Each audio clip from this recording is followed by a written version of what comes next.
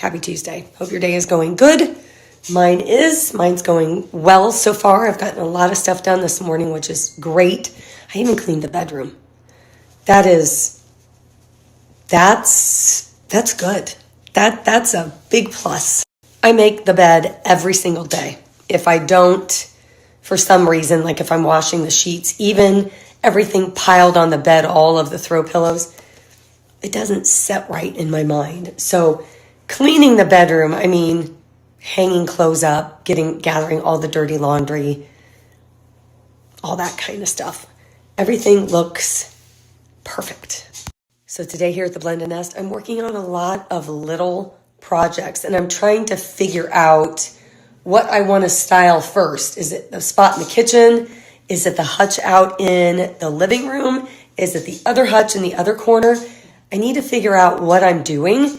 And that always takes a while because I have to wrap around everything in my mind, what I have, what I don't have, what I'm going to put where. Also, I forgot to show you this yesterday. I found this little frame at the thrift store and it was $2.99. I think it's an antique. This is actually, I shouldn't say antique like old, but I think it's pretty old. This is wood and it has these little slide things. So this is going to go on my gallery wall, right in the entryway, breezeway, and I have to find a picture for it. Also, I'm starting to feel somewhat better. Things are moving. So that's good. I feel a little less congested and all of the stuff that was in my chest is starting to move. I have gotten a lot of stuff done today. I even had time to go to the gym. I am going to sit out under the pergola. I'm going to tell you my little story about Sjogren's, how I figured out what I had. And then I'm going to talk about other topics that I'm going to do every week. I'm going to do a topic Tuesday. I have gotten such good questions. And I figured, why not just do one every Tuesday? Also, here in a minute, I'm going to take you around the yard and give you some ideas of what I'm going to do this year. I'm not doing much because some of my plants died last year, which makes me angry. So I don't want to spend a lot of money in plants if they keep dying. Even though they're perennials, they just keep croaking on me. And I think the frost probably is over. So I'm excited to look around to see what I need to do. I think the question was how I was diagnosed with Sjogren's. I'm going to make this very quick. For years, I've always had dry eyes. Dry eyes. Every time I went to Dr. Harshman in Decatur, if you're from Decatur, he was the eye doctor to go to. He smoked like a chimney. The reason why I'm laughing is because between every patient, he would go in his office and smoke like a chimney. But he was nice. Every time I went to him, he would say, you know, your eyes are dry. Yes, I know they are. He told me to take fish oil, which did nada for me. Then all of a sudden, let's see, I was diagnosed 16 years ago. So I would say 17, 18 years ago, my parotid glands started swelling up. And it was after I would eat something sour. You could visibly see them sticking out. It wasn't quite mumpish, as big as mumps get, but it was enough that it was very uncomfortable. And they kept pumping me full of antibiotics thinking I had some type of infection in my parotid glands. Originally, it only affected my right side. And then after two or three cycles of this, it went to the left. My family doctor finally sent me to, I got a weird spot here that's kind of sticking out. Anyway, I went to my family doctor who sent me to an ENT. The first thing she asked me was, do you have Sjogren's? I said, I don't even know what Sjogren's is. She said, it causes dry eyes and dry mouth. I said, that's funny because my eye doctor, Dr. Harshman, has been saying I've had dry eyes. You've got very dry eyes. She did a lip biopsy and it came back as primary Sjogren's, you can get primary or secondary Sjogren's. Usually with secondary Sjogren's, pardon me, rheumatoid arthritis is primary, secondary Sjogren's. After that diagnosis, they sent me to a rheumatologist who checked everything else. And I, like a dum-dum, had all these labs and I never followed up for a very long time.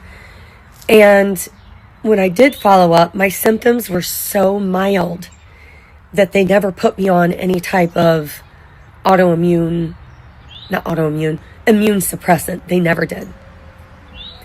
And my labs just kept going up and up and up and up and up. In the meantime, I don't even think I ever told you this.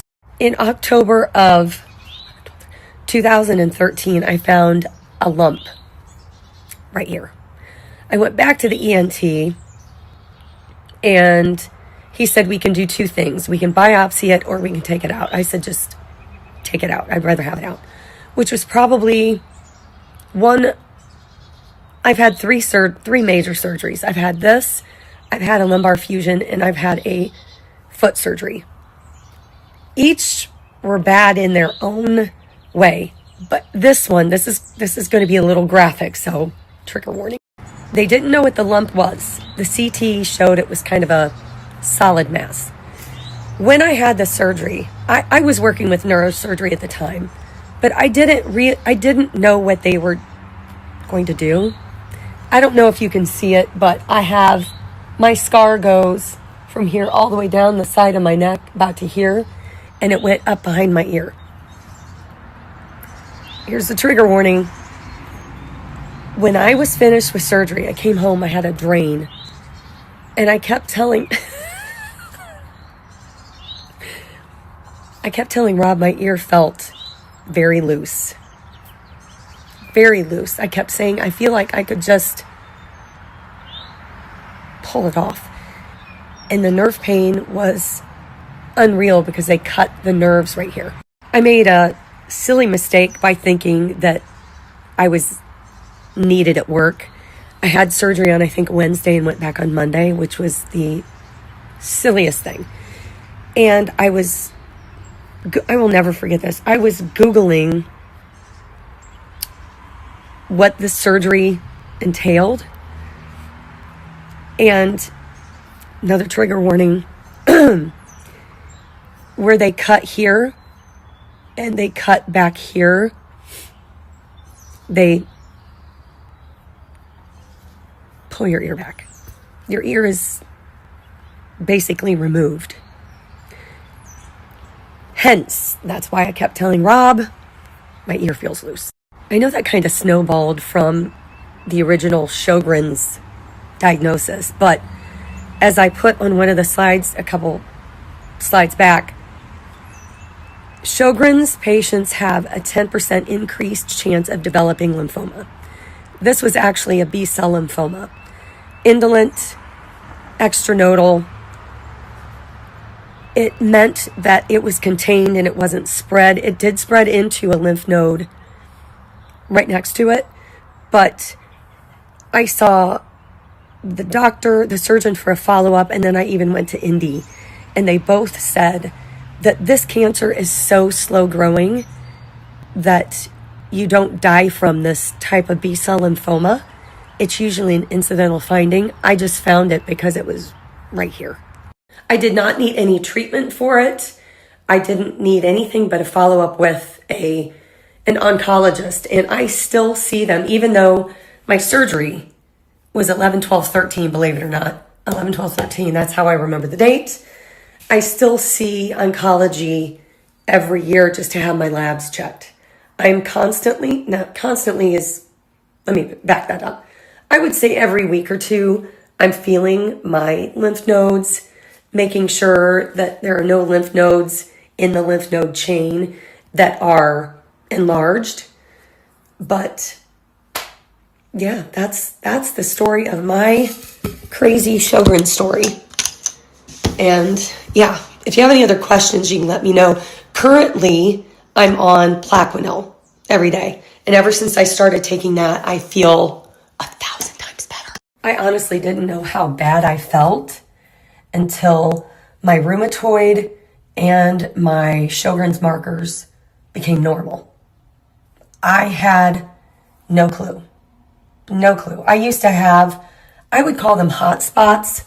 I would get little, my joints would swell up and it would be in a matter of hours. A joint would swell up for 2 or 3 days and then it would disappear as fast as it happened. And I would just call them hot spots because they could be anywhere. That hasn't happened since I was on the rituximab and then the Plaquenil. I haven't had anything like that. So I feel, other than this stuff, I feel great. One other thing, and I'll take you outside before I go to tennis. The feeling bad happened very slowly over time. Very slowly.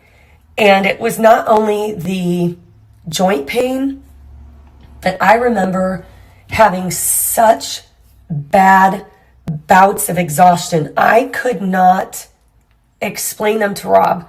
I remember one specific time I was in the middle of grocery shopping. I was at the back of the store and this wave of exhaustion came and I thought, I don't even know how I'm going to push the cart from here up to the front. There were waves of exhaustion where I would just keep going, but it was horrible and those are all gone. I wish I had pictures. Well, I probably could find pictures of last year. But I had so many plants that filled all of these areas. They're all DEAD, dead, gone. They're perennials. I don't know why. Sometimes they last, sometimes they don't. So I have a lot of fill in there. And some plants died here and here. Pardon me. I need to thin that out. I don't like all that myrtle there. I've got to thin the daisies out back there. Look at the peonies. They're coming in. And this myrtle is going crazy.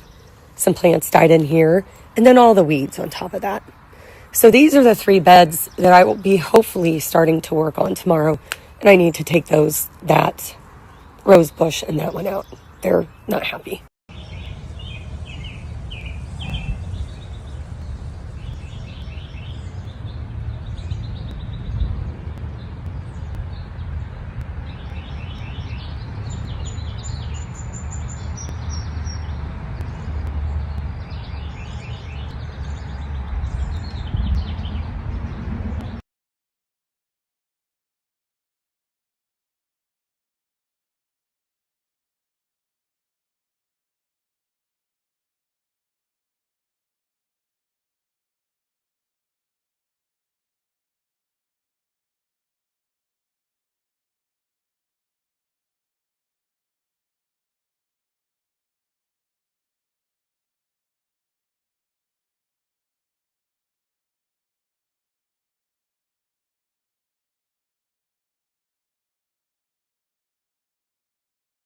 Just getting ready to put my hair up for the match. And I never told you how much I love these Gimme Beauty hair bands. These that I'm using right now are for thick hair, but I have very thin hair and I love these because A, they don't get tangled in my hair. They don't break your hair off. And B, your hair, it sticks out from your head. If I use the really thin ones, it smashes up against my head and it looks like I have even thinner hair than I do. These come in a bundle of 6.